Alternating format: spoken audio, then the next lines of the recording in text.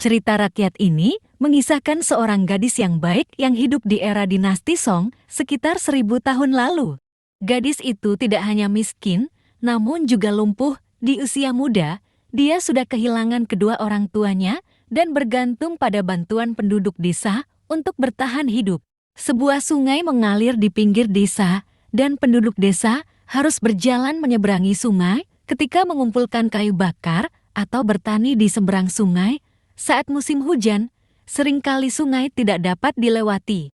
Penduduk desa menjadi terbiasa dengan ketidaknyamanan ini, tetapi gadis kecil itu memiliki ide yang berbeda. Setiap hari, dia mengambil batu di sekitar sungai dan menumpuknya di tepi sungai. Dia ingin membangun jembatan batu sehingga orang bisa lebih mudah menyeberang sungai. Awalnya, orang-orang dewasa menertawakan mimpinya.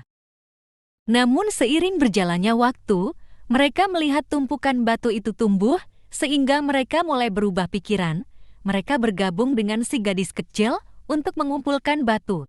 Tak lama kemudian, tumpukan batu di tepi sungai tumbuh menjadi begitu besar sehingga penduduk desa mengundang pembangun jembatan untuk membangun jembatan batu. Gadis kecil itu menghabiskan seluruh waktunya membantu membangun jembatan.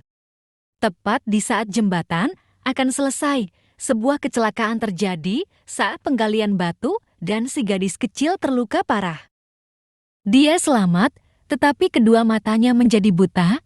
Sementara dia terus membantu sebisa mungkin, para penduduk desa menyesalkan ketidakadilan langit terhadap si gadis baik. Ketika penduduk desa merayakan pembangunan jembatan, mereka merasa sedih akan gadis baik yang meskipun miskin, lumpuh, dan buta telah mengilhami semuanya. Gadis kecil itu sendiri tidak mengasihani dirinya. Dia tersenyum lebar, menunjukkan kebahagiaan yang tulus bagi penduduk desa. Badai hujan deras dan petir yang tak terduga datang tiba-tiba, seolah-olah membasuh seluruh debu di jembatan baru. Setelah kilat menerpa disertai guntur menggelegar, orang-orang terkejut menemukan bahwa gadis kecil yang baik telah meninggal karena tersambar petir.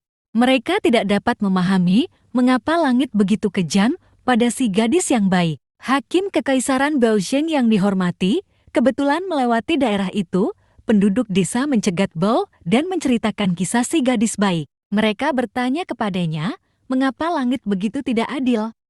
Hakim Bao tak bisa menjawab. Merasa sedih dengan cerita itu, ketika pulang dia menuliskan kata-kata berikut, jangan lakukan kejahatan, jangan lakukan kebaikan. Setelah kembali ke istana, Kaisar memintanya untuk mengadakan pertemuan pribadi. Di malam sebelumnya, permaisuri Kaisar baru saja melahirkan seorang putra, tetapi sang putra sering menangis dan tak ada yang dapat menghentikannya. Bao memandangi si bayi yang baru lahir dan memeriksa apa yang salah. Ketika memegang tangan si bayi, Bao terkejut melihat kata-kata di tangannya. Jangan lakukan kejahatan, jangan lakukan kebaikan.